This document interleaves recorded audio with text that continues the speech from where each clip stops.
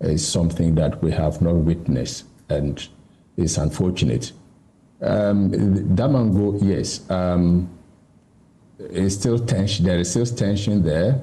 It resulted in the military intervening besides the police, and we saw the burning that took place there over the collation of the results of both parliamentary and presidential. What I do understand is that eventually the presidential was collated, and I am yet to get some feed on the presidential, what the results are in the parliamentary, yes. But it's really, the parliamentary, sorry, to an extent where properties were burned down, properties belonging to the state. I think that much as people may have certain reasons for certain actions, it should not result into violence. It should not result into death. It should not result into the destruction and looting of properties. I mean, this is outright, not acceptable in any society. And it, of course, offends the law. And I think that the party leaders should call their supporters to order to eschew violence so that things can go on properly. And this is why, you're very critical to the conversation now. You're critical to this conversation because the West African Network for Peace Building has an early warning system. Did you pick the signals, and do you feel that the security intelligence agencies should have picked this up, including the National Election Task Force, being spearheaded by the police service? Yes, Damongo is one of the constituencies that we picked up, that there could be tensions in view of the highly competitive nature of the elections in there. You recall that, it's a seat that was taken over by the MPP, by the Minister for Lands and Natural Resources, and then the competition became tense. Even before that, you recall the dynamics regarding relationship to chieftaincy and all that, and how then the opposition prepared strongly to come back and wrestle the seat from Abu Jinapor, Honorable Abu Jinapor.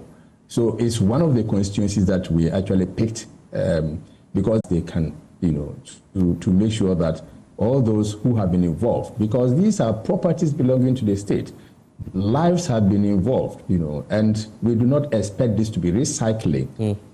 And it's also about how we perceive this issue of winner takes all. I think that we are exaggerating it, and we have misunderstood the spirit of the winner takes all.